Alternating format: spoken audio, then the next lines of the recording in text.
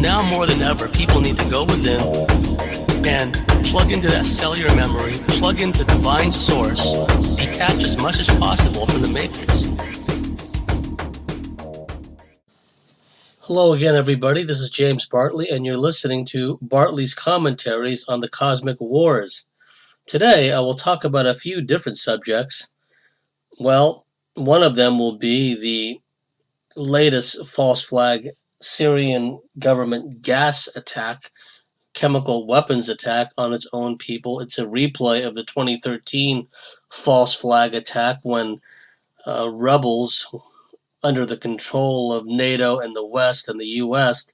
launched a chemical weapons attack on innocent people, thereby producing a predictable hue and cry in the controlled world media.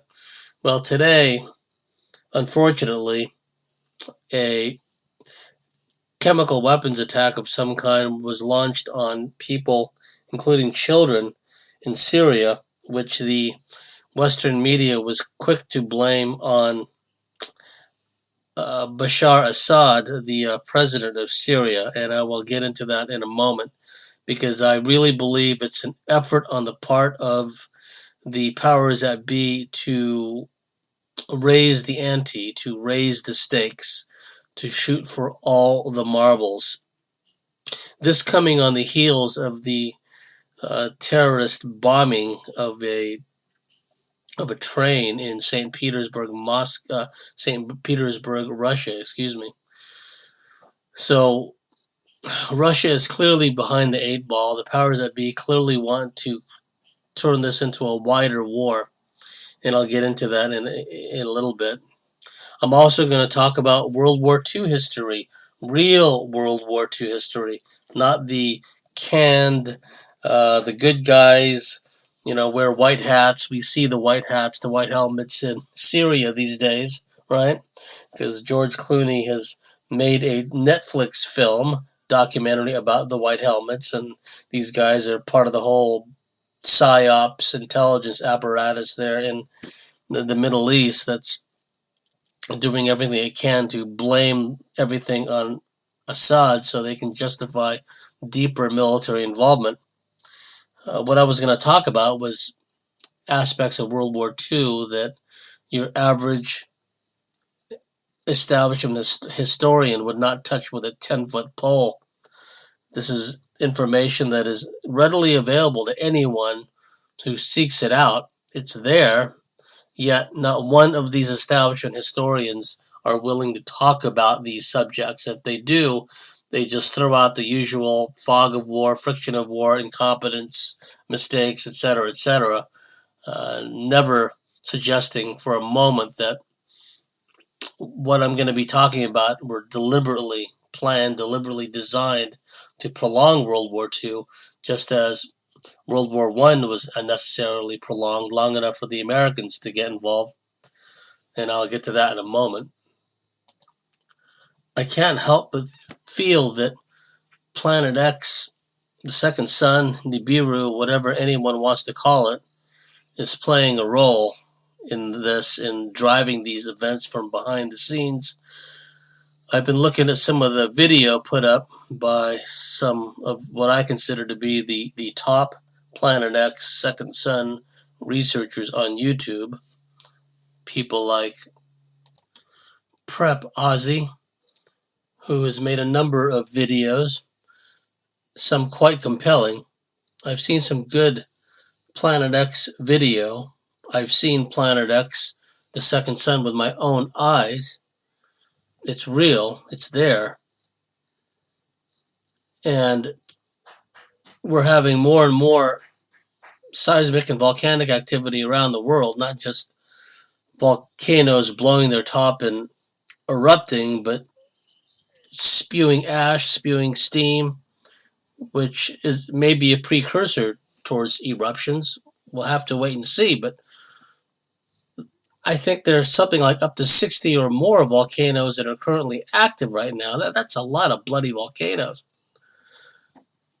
And we know that the powers that be are aware of these celestially driven cataclysms, that they are cyclical and they do come around every once in a while. They must know the presence of Planet X, the second sun. So I would encourage my listeners to check out the videos of Prep Aussie and some of the others. Prep Aussie, AUSSIE, first word Prep, PREP. He's got 310 videos and counting, and he's done terrific work as far as Planet X, the second sun, etc. is concerned. He's got a video I have yet to see. I'm going to check it out soon. It's about the Earth's tilting, how it's tilted over maybe as far as 25 degrees. So I just had Sandra Fecht and Fran Toes on the show, the Cosmic Switchboard, and they agreed with me. They know the sun no longer rises and sets in the same place in the sky anymore, right? So that's something that we have to consider. So Planet X, volcanic eruptions, volcanic activity, may be, along with other things, driving this agenda on the surface. It must be understood that all these machinations and these false flag events and these bloodlettings that were done in order to justify a larger war, this has been going on for a long, long time. So I'm going to talk about a few things that happened during World War II. For some of you that have heard me talk about these things, please forgive me and just kind of tune out this next part. But I believe it's germane to what's happening today, because by pulling off this false flag attack in Syria and blaming it on Assad and Assad's forces, this is directly accusing Russia of being complicit in this.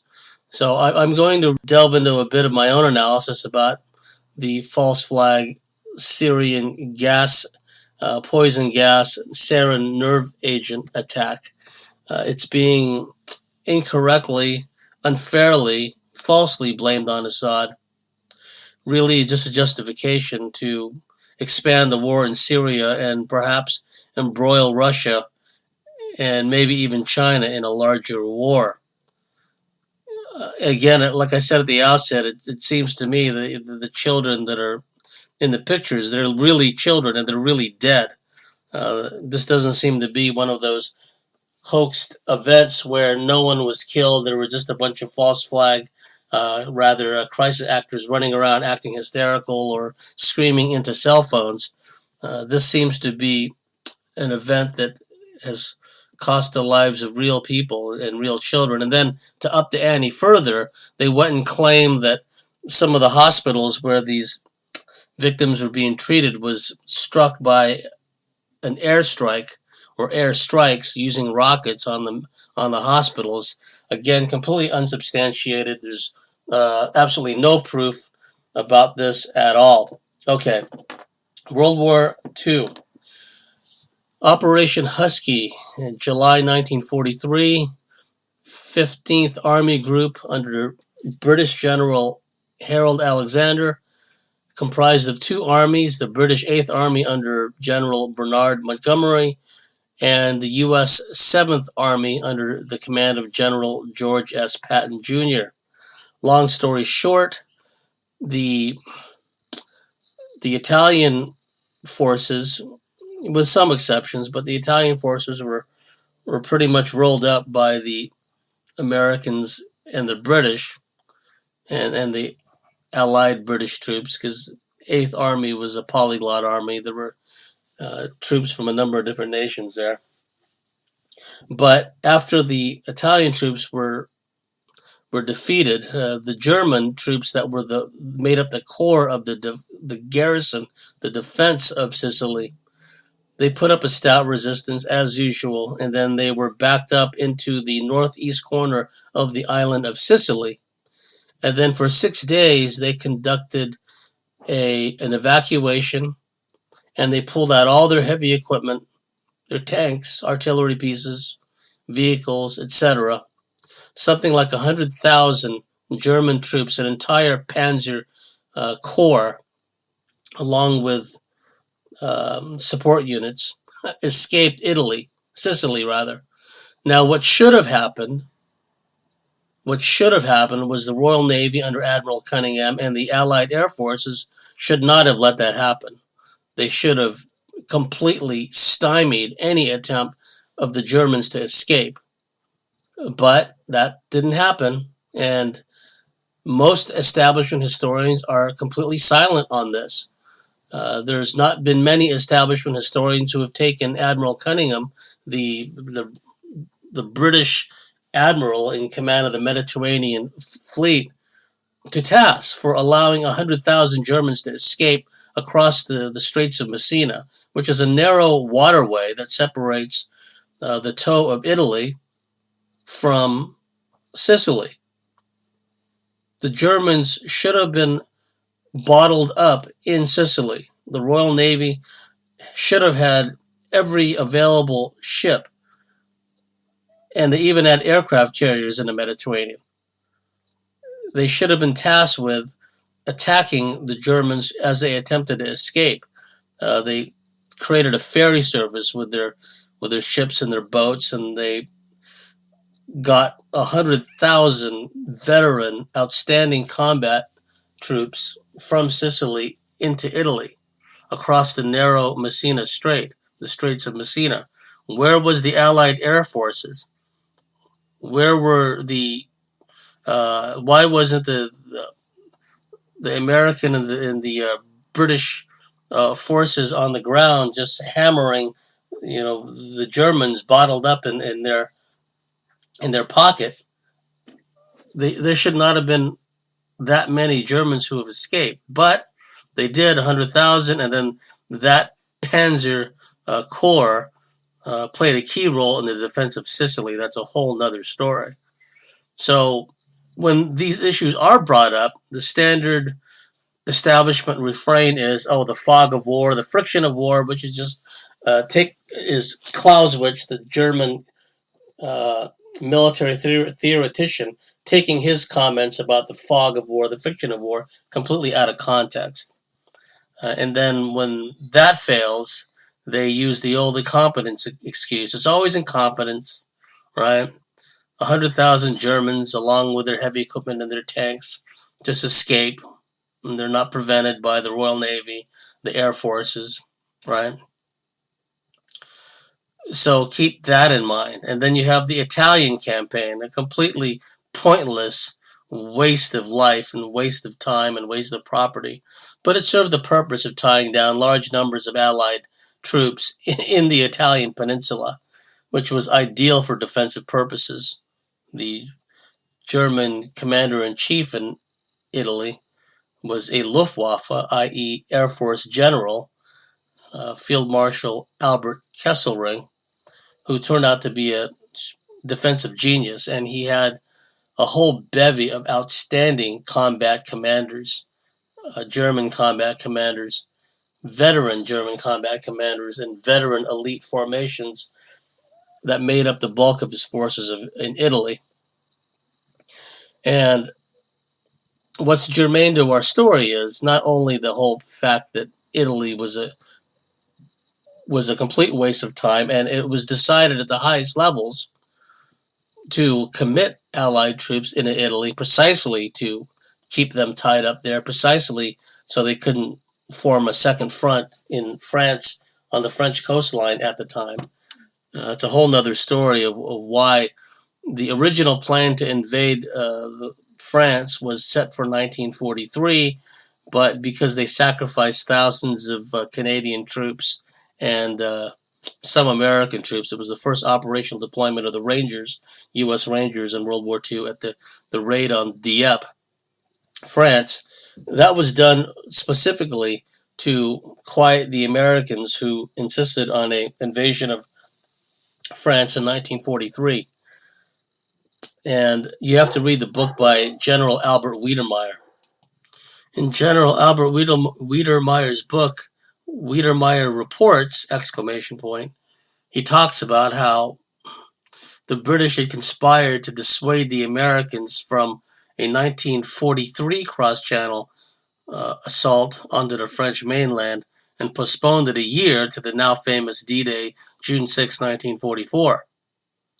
And although Wiedemeyer doesn't talk about this, in fact, not many people do, I'm absolutely convinced that the raid on Dieppe in 1942, which was planned to be a disaster, because what a lot of the military types don't understand is that operations can be planned, developed, and executed precisely to have a spectacular failure as a result. That's what they're intended to do.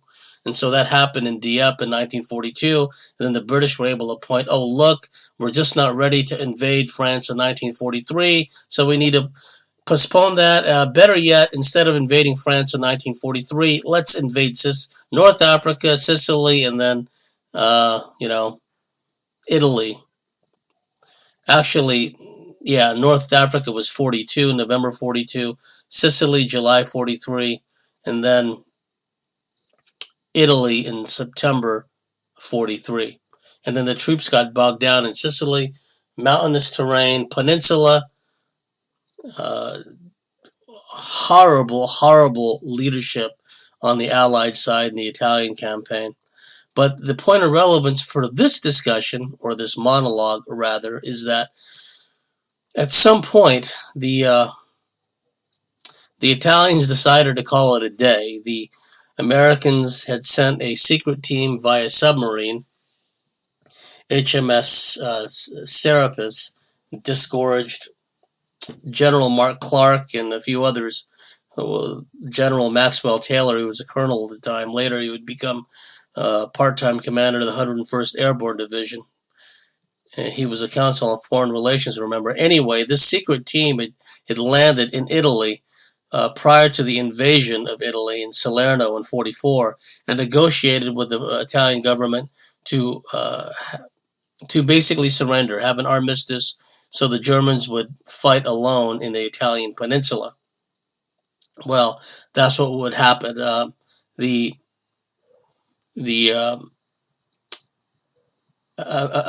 Allies invaded, and then the Italians were no longer fighting on behalf of the Germans, and so this created a massive strategic problem for the Germans. So what happened was the Italian guards and the Italian military at the many POW camps in Italy, they just up and left, and they left upwards of 90,000 Allied troops alone in the POW camps. Now get this, and this is why nobody can tell me there was not a conspiracy behind all this stuff that I'm talking about, how all these things just don't add up, how a lot of it is just really a setup to prolong the war indefinitely. There was a secret British intelligence outfit called MI9. Its sole reason for existence was to help Allied personnel, air crews, and or agents, escape prisoners of war, etc., escape from German-occupied Europe. MI9 was there to set up escape routes, safe houses, escape routes for Allied personnel who found themselves trapped behind German-controlled areas in occupied Europe. Well, guess what?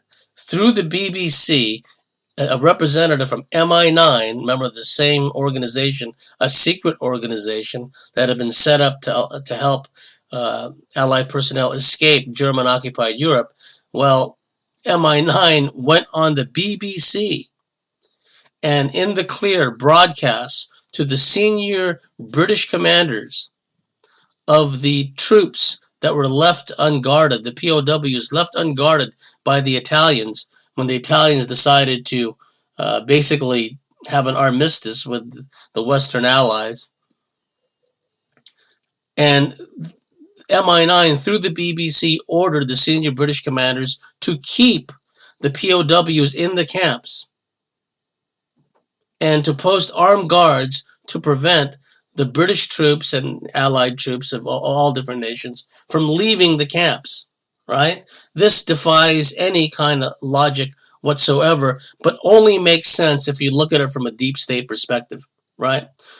I read about this in a book called Shadow on the Mountain, which talked about um, the war in Yugoslavia and how the Serbians were, the Chetniks were stabbed in the back, and how that stabbing in the back continued basically to the demonization of Mihalovic and the destruction of Yugoslavia, the demonization of the Serbs, etc., etc. That goes back to World War II. And in that book, Shadow on the Mountain, it talks about this event which I'm telling you about. So a number of POWs said, F that, we're leaving, and, just try and stop us, right? To the British commanders who stupidly tried to follow the orders. Well, some escaped because like I said, the Italian guards, the Italian military had left. They're out of the war. They want nothing to do with it anymore. So then it was their country. They were tasked with watching all these POWs that have been gathered from the war in North Africa, from Sicily, early stages of the Italian campaign, etc.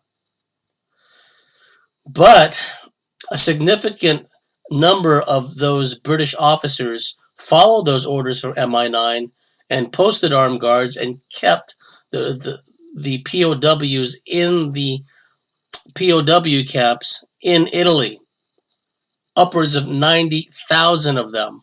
Now, for comparison purposes, consider the size of General Patton's 7th Army when it invaded Sicily.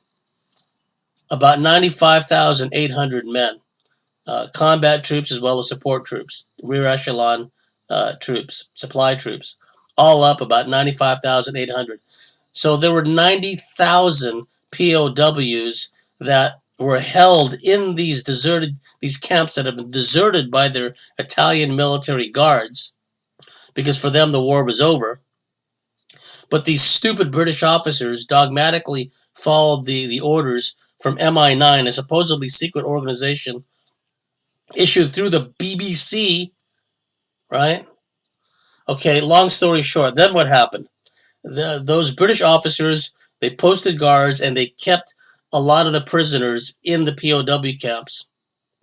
Like I said, a number of them said, F that, we're out of here. But a significant number remained, unfortunately. Then Field Marshal Rommel, was ordered to move into Italy and take it over on behalf of the German forces, right? And before too long, the German forces came in and they started, to their surprise, they found all these Allied prisoners of war sitting in these camps unguarded by the Italians, basically only guarded by themselves, twiddling their thumbs. They must have thought, gee, we hit the jackpot here. They loaded up those those Allied POWs on the trains and trucks and shipped them into Eastern Europe, Poland, Czechoslovakia, etc., where many thousands later died because of the incessant Allied air raids, Operation Point Blank, the grossly criminal day-night bombing of major population centers in Europe and Germany in particular. There was something called the Transportation Plan as a lead up to the invasion of Normandy. Uh, it's a whole other story, but the Transportation Plan aimed to knock out the transportation railroad network of Germany, of France, and the occupied territories. It was completely stupid because you would think that they would have enough foresight to say, well, we're going to need these trains, we're going to need these rail lines, we're going to need these bridges, right? When we invade and we start moving east towards Berlin, right, like on a normal planet that had warfare, you would think that they would plan and strategize that way, but that wasn't meant to be, right? So they systematically knocked out the whole transportation grid, pretty much, of Europe. And so when these thousands, upwards of 90,000 Allied prisoners that were found by the Germans sitting there in unguarded POW camps in Italy, when they were sent out to Eastern Europe, Czechoslovakia, Poland, many thousands died because when the Allied air forces relentlessly bombed the trains, relentlessly bombed the rail centers, the bridges, and shot up with their low-flying fighter planes, shot up the trains. Right, it didn't matter if there were civilians on them. That was beside the point. And this resulted in a humanitarian catastrophe because supplies, humanitarian supplies, medical supplies, food, etc., never made it to a lot of these camps where the Allied prisoners were kept at. And as a result, many, many thousands died. Now, stop and think about that. Some of you are familiar with the story that when 9/11 happened, a number of people were saying, "Okay, we're leaving these burning towers. We're out of here." And then some bonehead reptile cop popped up and said, "No, you have to go back up." Now, why someone just didn't punch the sucker in the face, kick him in the gonads, and send him on his way, I don't know. But what happened was, because of obeisance to authority figure, even in extreme situations such as being inside of a burning tower, many of these people dogmatically turned around, went back upstairs, where they died, basically, right? All because one or more policemen told them that they should go back up. They were ordered to go back up, right? So a lot of these people have just lost their survival instinct. It was either never there to begin with, or they somehow lost it along the way. There was the poignant, tragic recorded phone call of a guy calling his dad and saying, "Oh, I wish I just left," because he was ordered along with a bunch of others to go back upstairs, up back into the burning tower, right? Instead of, it wasn't even really burning at that point. I mean, it was smoking, right? And that's why they were able to get out of it. But they started hammering it with the directed energy weapons, and then all the charges started going off, and that was that. Excuse me. And so then we have this incident in Italy in World War II, where 90,000 Allied prisoners of war stayed in unguarded POW camps because MI9, an organization devoted to helping escape airmen, escape POWs, resistance fighters, Allied agents, secret agents, downed air crews, etc. It was an organization devoted to helping people escape, military people escape, and secret agents escape out of occupied Europe. And MI9 orders these people, orders the senior British officers of these POW camps to post guards and to keep the prisoners there long enough for the Germans to come in when the Italians capitulated, and the Germans came in and took over and then shipped the prisoners out to Eastern Europe, and where many thousands died. Now, 90,000 folks, people, for comparison purposes, I mentioned that Patton's army, the 7th Army in Sicily, was about 95,800. And so 90,000 POWs, that's another army. That's a whole nother army. Imagine another 90,000 troops injected into the futile Italian campaign. It might have made a difference, right? It might have made a difference, but Italy wasn't meant to be won anyway. It was meant to just be a long slogging match to drain lives and drain resources, and to suck these resources into Italy when they should have been, I mean, all the war was a setup anyway, but really they should have invaded France at 43 instead of getting bogged down in Sicily and Italy. Nowadays, the establishment historians circle the wagons and they say, "Oh no, the Allies just were not prepared to, invade France in 1943," and they always cite, surprise, surprise, the disastrous Dieppe raid of France, 1942. Cite that as proof that the Allies weren't ready to invade in 43, because in 42 the Dieppe raid proved disastrous, like it was meant to be, because some of these operations are planned and executed in a way where they're designed to fail, right? This is what a lot of these people, a lot of do-gooders and ones running around trying to fight Al-Qaeda these days, which they'll never understand because they're pawns in a game they don't understand. Okay, so I just talked about how 100,000 German troops, elite Panzer Grenadier troops, were allowed to escape basically from Sicily. I'm telling you right now, if I was in command and I had no interference from any so-called higher-ups, if I was in command, not a single German would have escaped Sicily. I know that's a bold statement to make, but you know what? There's things like motor torpedo boats, there's submarines, there's warships, there's battleships, there's aircraft carriers, there's huge huge squadrons and air wings of planes, fighter planes, medium bombers, heavy bombers. Oh, sure, some Germans would have escaped, but not many. Certainly not 100,000. Okay, I'm here to tell you. And that 100,000 played a key role in the defense of Italy. And I already told you what just happened, how 90,000 Allied troops stayed there when the Italians capitulated, stayed in the camps long enough for the Germans to come along and then ship them out to Eastern Europe, where many thousands of them died. So nobody can tell me that there wasn't some hidden hand manipulating things to prevent the war, World War II, from ending too soon. Because I've said over and over and over, the idea was to stall out the Western Allies long enough for the Soviet Red Army to move in, take over large chunks of Central and all of Eastern Europe, and turn it into basically the Cold War scenario, where you have the West, the NATO allies, good guys once again, and you have the Soviet Red Army, commie, bad guys, right?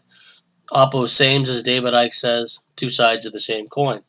Okay, now let me talk about another battle. This time, 2 German armies were allowed to escape. I'm talking about the infamous Falaise Gap, Falaise Gap. Falaise, I don't know how to pronounce it in French. It's in the Normandy area of France. And in a nutshell, by this time, General Patton commanded the 3rd United States Army. Montgomery, at this point, was promoted to command the 21st British Army Group.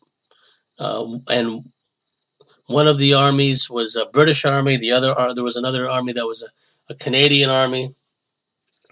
And there were elements of French forces. There was Polish forces involved. Long story short, and General Patton and all of his subordinate commanders were fuming because, first of all, General Omar Bradley, who had been promoted ahead of Patton used to be Bradley's superior officer, but Bradley was personally chosen by General George Marshall because, as Patton says, prior to the war, there was this youth movement where General Marshall was going out finding these useful idiots, basically, these do-gooder, obedient people with no real talent, no real abilities. Basically, they're just good at following orders, right? And so General Marshall went around and got rid of a lot of the old guard commanders. Somehow, Patton, slipped through the cracks, right? Because he was already old by the time World War II started, in comparison to most of the commanders of the day. But Bradley was part of that youth movement that was personally selected by General George Marshall, Chief of Staff of the Army. General George Marshall, it should be noted, was a Rockefeller flunky. He was a Rockefeller minion. Okay, so let's fast forward to August 1944.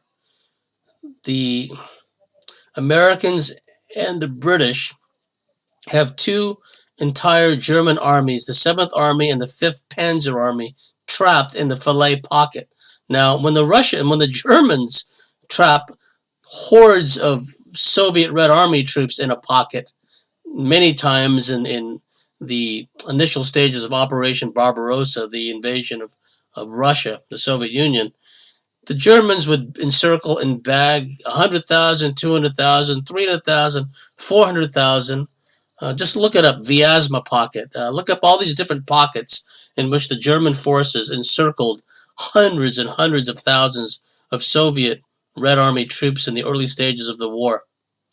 And then also in the invasion of France, prior to Operation Barbarossa, the forces under General Guderian, the foremost armored warfare proponent, theorist of the German army, Heinz Guderian, he bagged 200,000 French soldiers in the latter stages of the attack on France in the early stages of the war, 1940.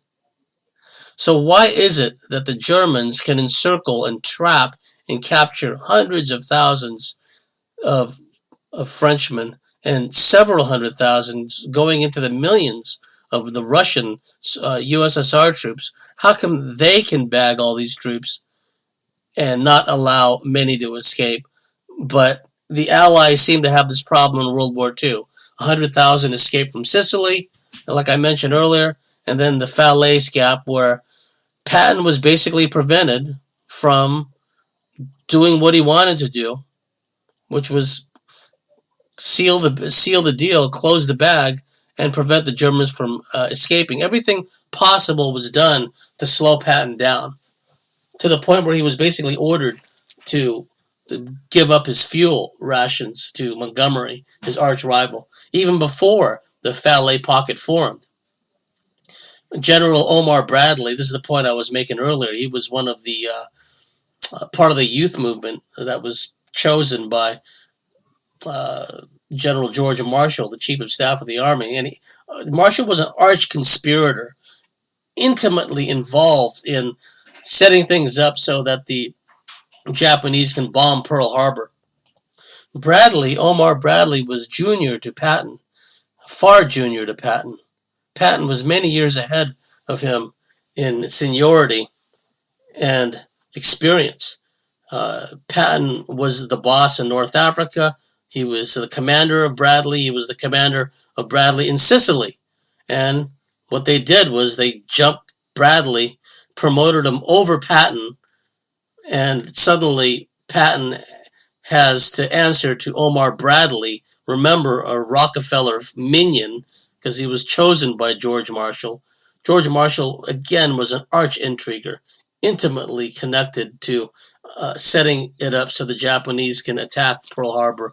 And then even after World War II, General Marshall, by then Secretary of State, played a key role in basically allowing Mao to defeat Chiang's nationalist forces and basically enable Mao to turn mainland China communist, right?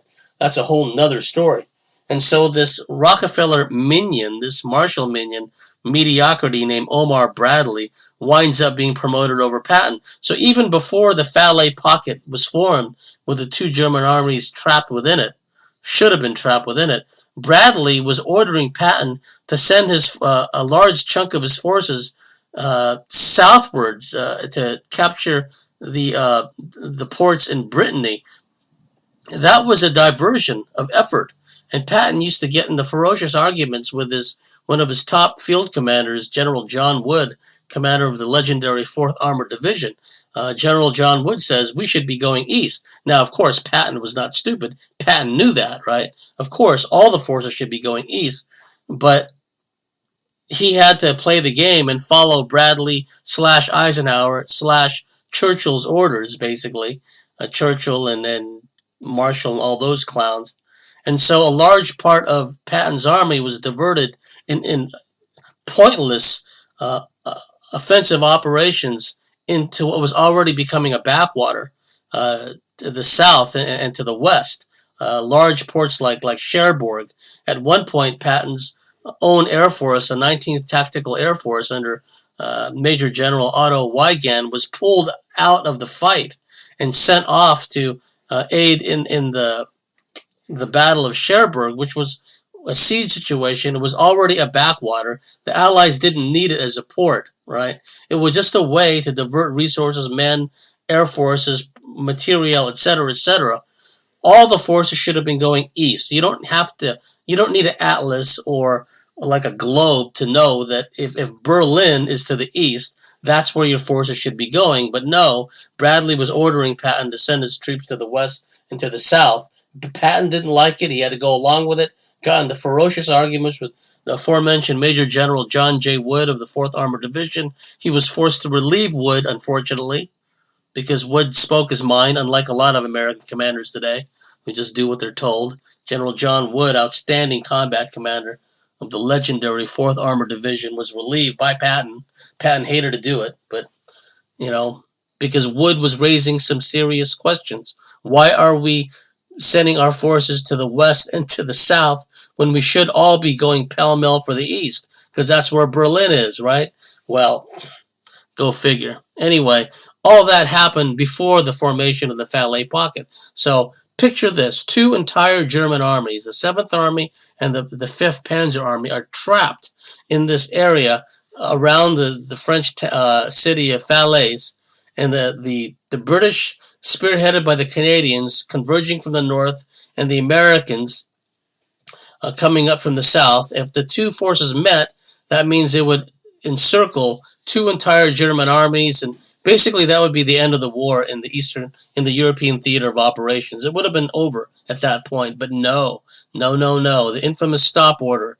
Patton was ordered to stop his forces, proceed no further than Argentan. It allowed this huge gap to form, which became known as the Falaise Gap, and a lot of German troops, along with their heavy equipment, tanks, artillery, vehicles, etc., escaped the pocket. And to complicate matters further, they managed to get across the Seine and get to the other side of the Seine. So it was a replay, albeit on a larger scale, of when they allowed 100,000 German troops to escape the island of Sicily. Now, again, Patton had nothing to do with this. Patton was fuming, right? If Patton had his way, there wouldn't have been a single German escape that pocket, okay?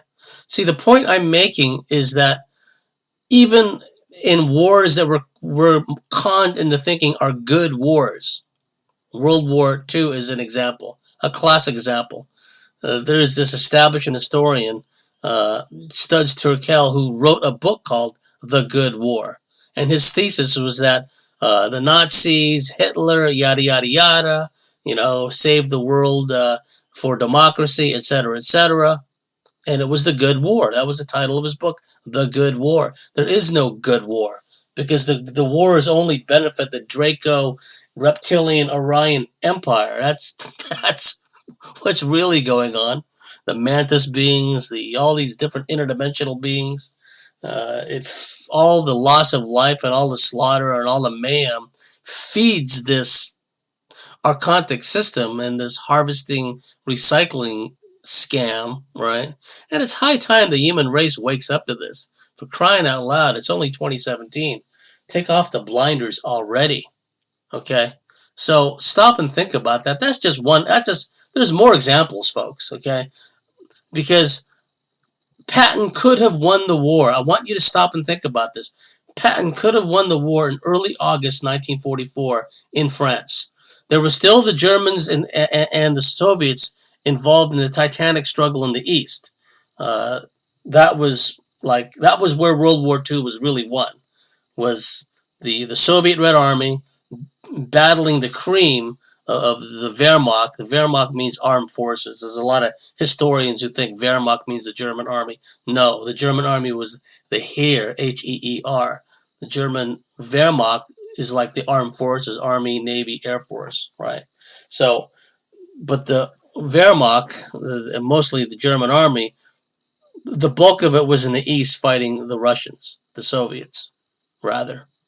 So the war could have been won in the West, so-called European theater of operations, in early August 1944 if Patton had not been thwarted. This is one of the many reasons why Patton was assassinated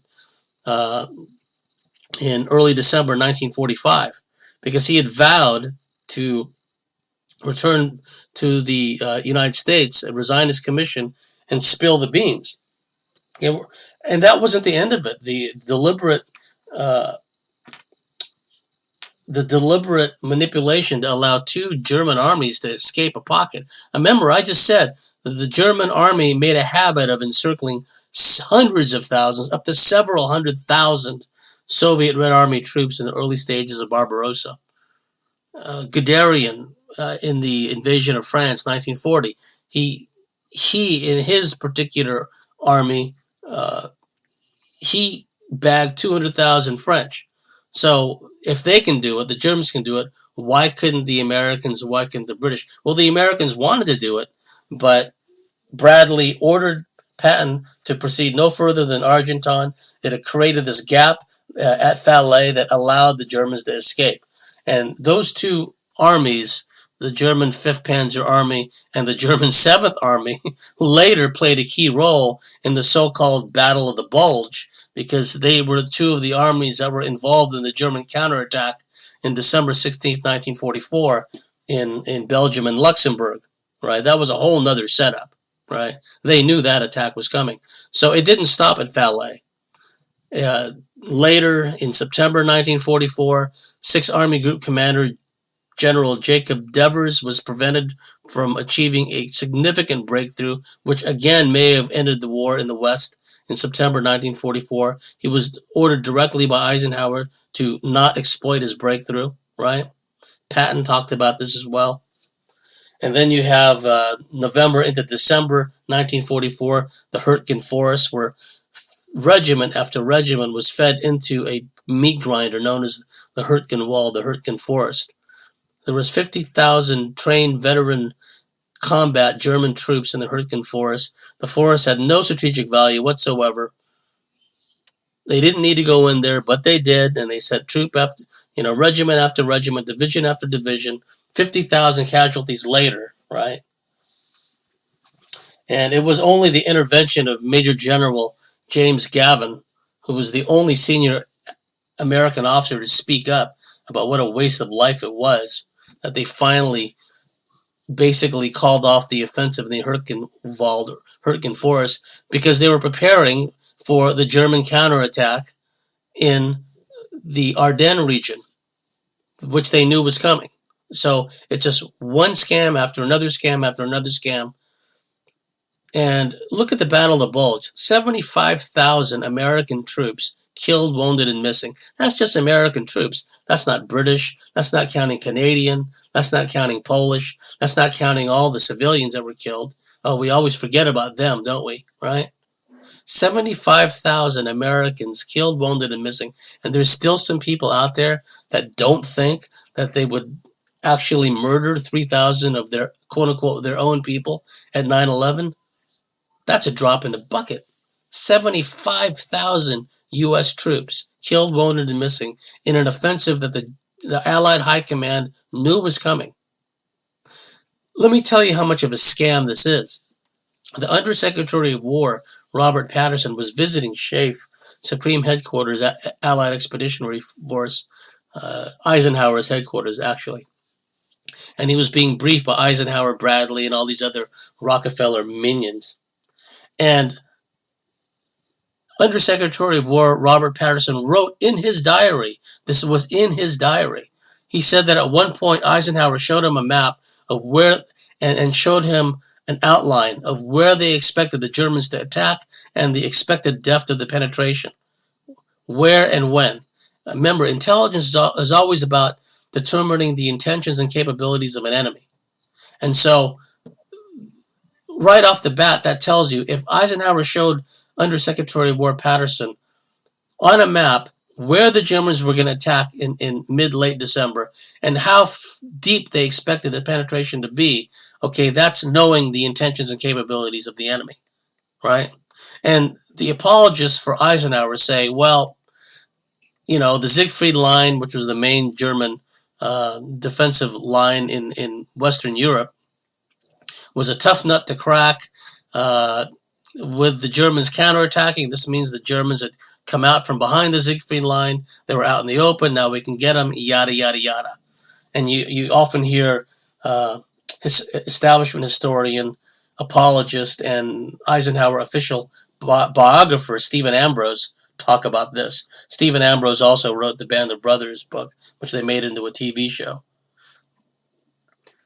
Stephen Ambrose goes on and on and on about how when it became apparent that the Germans had indeed counterattacked, he made Eisenhower seem like a big hero by saying, to the people in the conference, this is our opportunity. The Germans have come out from behind the Siegfried Line. Now we can really attack them, right?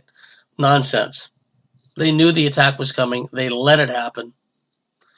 75,000 U.S. killed, wounded, and missing, not including the British, Canadian, Polish, etc., etc., not including all the civilians that were caught.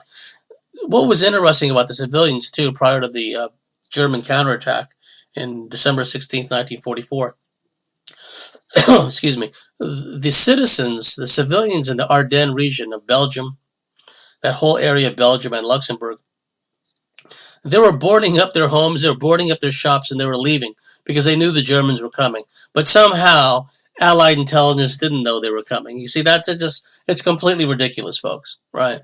Completely ridiculous. And finally, when General Patton was uh, tasked with stopping the German penetration and cleaning up the bulge, the penetration of the German forces, it was only after that, in the aftermath of that, that not too much longer later, late January, began the great Soviet Red Army winter offensive. Surprise, surprise. Look at the timing of it. The Germans counterattack in mid-December 1944. It's not till late January, early February that Patton, who by then had commanded 28 divisions, excuse me, cleared up the German penetration. The Germans began retreating back to their original start line, and just at that point, the Soviet Red Army launches their long-awaited winter offensive. So the whole thing was a setup, and people think that the Americans or anyone else wouldn't waste 3,000 of their own citizens on 9/11. That's a drop in the bucket. Okay, 75,000 at the Battle of the Bulge, 50,000 plus at the Hurtgen Forest, allowing two entire German armies to escape the Falaise Pocket in uh, August 1944, ordering 90,000 Allied POWs to stay put, so they wound up getting recaptured by the Germans when the Germans moved into Italy. The deliberate manipulation which allowed the standing down, basically, the standing down of the whole Royal Navy in the Mediterranean under Admiral Cunningham. The Allied Air Forces were stood down, right, basically, and allowed 100,000 Germans to escape the island of Sicily, cross the Straits of Messina, get into mainland Italy, again and again and again. And some people scratch their head, oh, how could they let all that Al-Qaeda and Taliban escape from Tora Bora? Just why did these Pakistani C-130 Hercules transport planes land and carry away all the Taliban and fly them out to Pakistan to safety, right? It doesn't compute if people think of this in linear, so-called logical terms. If you try to inject logic in all this, none of it will make sense, okay? So now we're going to talk about, and the whole point of relevance is the futility of war, because it only benefits the elite, and actually it only really benefits the non-human element that's controlling the so-called elite, because the non-human elements work through the elite. They are the elite, okay? So let's talk about the sarin, so-called sarin nerve gas attacks that were blamed on Assad. The casualties in Syria are real enough. One just has to ask why Assad would use nerve agents on his own people when he's winning the war a week before a peace summit in Brussels. None of it makes sense. In fact, there was a warehouse that apparently was loaded with chemical weapons, mustard gas, and chlorine that may have been targeted and bombed by the Syrian Air Force, and then they spun it out and used that as proof that, that Assad used chemical weapons on his own people. It's a replay of 2013, is what it is. Now, what's interesting is local sources are saying that the people that are the victims of this latest attack, nerve agent attack, and particularly the children in this nerve agent attack, were all kidnapped from towns and villages loyal to the Syrian government, loyal to Assad. So think about how unlikely that is, that these people that were kidnapped from towns and cities and villages loyal to Assad, kidnapped by Al-Qaeda, ISIS, ISIL, Daesh, whatever hell you want to call them, those fanatical, psychopathic reptile forces commanded by the U.S., Israel, NATO, etc. So the people that are kidnapped wind up being the victims. And then they spin it out and say that Assad did this. Global Research has pointed out, go to globalresearch.ca, a very good website.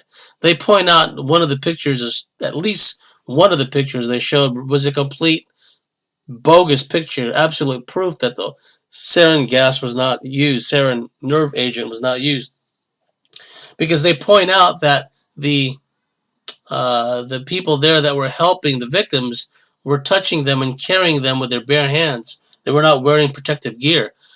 The smallest, most minute amount of sarin, if it comes in contact with human skin, that person will be vomiting, defecating, puking, urinating, spazzing out all at once. Okay, so no one's going to go around picking the bodies of people up that have been dosed with sarin nerve agent. Ain't going to happen. So those people were dead. They were really killed, and they may have been killed with chemical weapons such as chlorine or mustard gas, but it's unlikely that they would have used sarin, because certainly not in those pictures, in those places where the rescuers, the relief workers, whatever you want to call them, were carrying these victims without any protective gear. That's just ridiculous, okay? There's other things that militate against this being an actual attack made by Assad. Really, just too many to name. Go to the websites Veterans Today, go to globalresearch.ca. And also, just notice how once again we have the bullfrogs chorus from the fake news outlets, CNN, all the rest. Wolf Blitzer, of course, Wolf Blitzer, screaming for war, and etc., etc., etc. And all the fake politicians from the EU and NATO and from Washington and all these other people just wringing their hands, and then also that so-called U.S. ambassador to the United Nations. She's up there in front of the UN holding up pictures of the dead babies. I mean, these people have no shame whatsoever. They have no empathy whatsoever. The implications for this are ominous, because they're basically blaming not only Assad, but by implication, and actually, verbally and in the written word, in the print electronic media, they're blaming the Russians for this too. They're saying that the Russians were behind this as well. So again, Assad was winning. It wasn't a case like in Iraq where ISIS was, allowed basically to defeat the Iraqi army. The Iraqi army already twice slaughtered and decimated by the coalition of the unwilling, and then the U.S. military and the other coalition partners pull out and basically leave the Iraqi army, which had been decimated all these years of warfare, being slaughtered over and over again, and then airdrops to resupply ISIS and etc., etc. So now ISIS was not only driving around in brand new Toyotas. No, now they commandeered like thousands of brand new Humvees that were abandoned by the Iraqi army, the demoralized Iraqi army, right?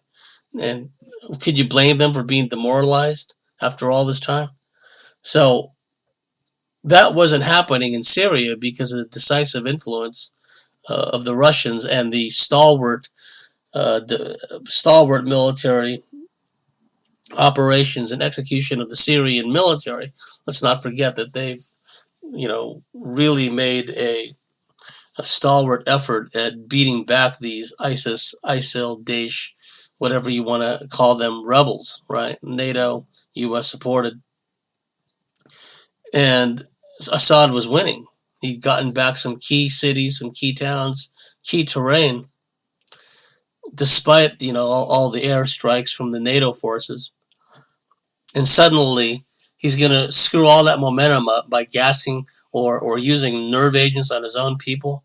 And then the media spun it out further by saying that Syrian Air Force planes rocketed the hospitals where these victims were being treated, right? They're just really, really, really pushing this meme, demonizing Assad. We've seen this before. The way they demonized Milosevic in Serbia. So the implications of this are ominous, folks, because it seems to me that they want war with Russia. That's scary. So we just got to hope that sanity prevails and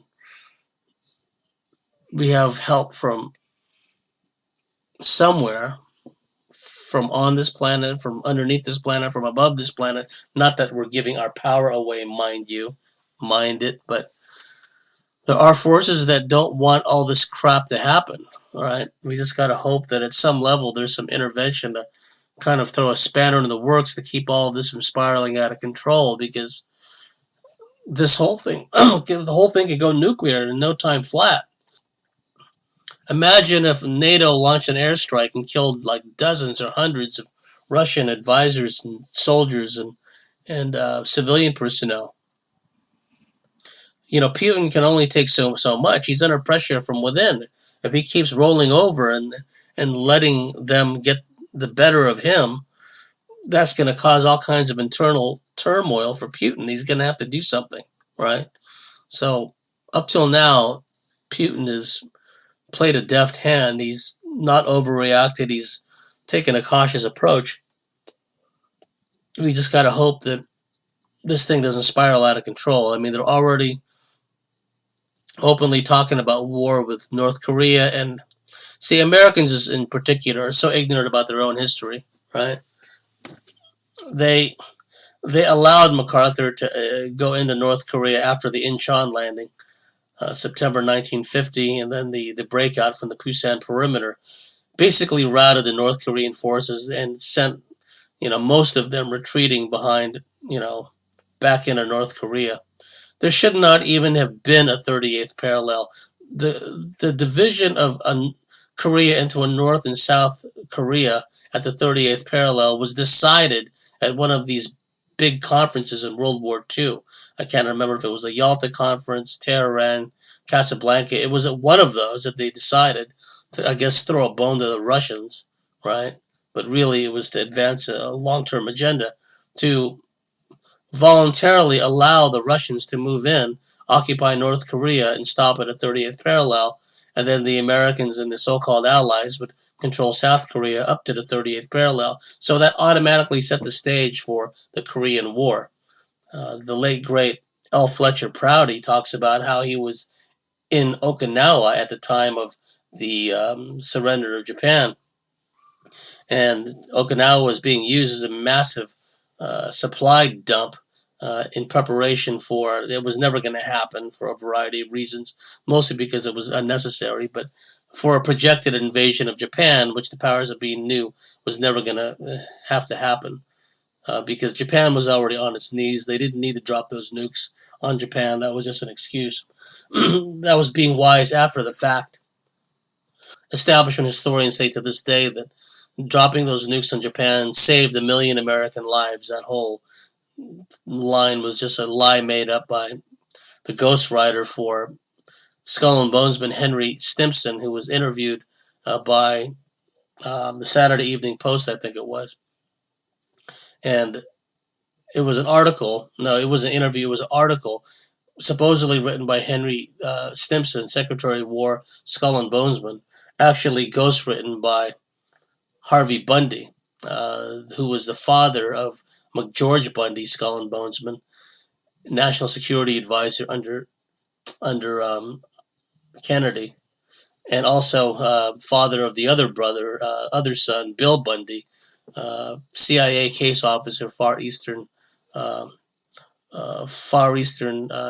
desk for the CIA in the run-up to the Vietnam War. Anyway, the father of those two clowns ghost wrote the article on behalf of Henry Stimson when Stimson claimed that the nuking of Japan saved 1 million lives. It was nonsense. The Japanese were already on their knees. But back to the point about L. Fletcher Prouty, he was there and saw all the supplies being brought into Okinawa, because the people on the ground didn't know any better. They thought that there was going to be an invasion of Japan. No one knew. Most people didn't know about the Manhattan Project, the atomic bomb development program. And so when after the nukes were dropped on Japan, and obviously there was no need for an invasion of Japan, even though one was never really required. Fletcher Prouty asked somebody, well, what are we going to do with all these arms, munitions, supplies, etc., etc.? And the guy told him, oh, well, we're going to need them for Korea and Vietnam, right? Most people didn't even know where Vietnam was at the time, right? It was still considered French Indochina. And this guy says, if I remember correctly, Korea and Vietnam, or maybe even Southeast Asia. But the point of relevance is everything was already being teed up. And a big part of that was that conference. I can't remember if it was Tehran or Yalta, where they decided to give the Russians the North Korea, right? And after the Incheon landing, when aside from about 50,000 North Korean troops that were stuck behind, the lines in South Korea and waged guerrilla warfare, for the most part, other than that, the Americans and the United Nations, it was actually a United Nations operation. It was the first time the UN deliberately got involved in a war and invaded, right, a country, basically. They didn't have to go into North Korea because they'd already sent the North Koreans back to North Korea, and South Korea they were able to restore the president, Syngman Rhee, to the presidency of South Korea. He was another dictator, right? Another U.S. puppet dictator. But no, that wasn't good enough. So they allowed MacArthur to go into North Korea to unify Korea, which was not part of the original UN mandate. Original UN mandate was to kick the North Koreans out of South Korea and restore it to what it used to be. But no, that wasn't enough. They allowed MacArthur to go into North Korea.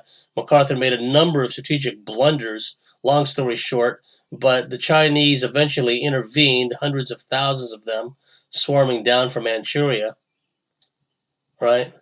And so the point of relevance is, if the Chinese would intervene with such force, sending hundreds of thousands of troops across the Yalu River from Manchuria into North Korea, and thoroughly routed MacArthur's army.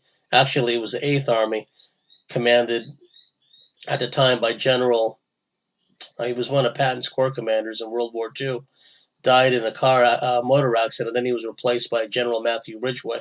So the field commander, the 8th Army commander, was not MacArthur. MacArthur was, in his penthouse suite in Tokyo, trying to command the war from several hundred miles away. But it was MacArthur's idea to go into North Korea, and the State Department could have overruled him, but they didn't, because he was being dangled out there on a string. And unfortunately, once again, it was the people, the soldiers, and especially the citizens who had to suffer the brunt of all this. The Far Eastern Air Forces under General George Stratemeyer dropped horrendous amounts of ordnance onto North Korea, killed millions of North Koreans, and they took out just about every dam, every bridge, every school, every hospital, every port, every target worth speaking of in North Korea. And that's why the North Koreans don't like Americans, because of what was done to them, right? So now they're talking about waging war with North Korea, which will automatically include China. That's where the point of relevance comes in. So on the one hand, they're saber rattling against Russia. On the other, they're saber rattling against China. It's like, when's it going to end, right? So anyhow, just keep all this in mind. We just have to hope that it doesn't spiral out of control, okay? And like I said, I can't help but thinking that at some level, Planet X is kind of pushing all these events along, because some of the recent imagery I've seen from the Prep Aussie guy, nowadays this thing is so close, you can actually see the planets in the mini solar system, not just the brown dwarf. Actually, it's a red dwarf, because I've seen it myself. But the planets in this mini solar system, you can see them in some of the imagery, okay? Anyhow, you've been listening to Bartley's Commentaries on the Cosmic Wars, and we'll see you next week.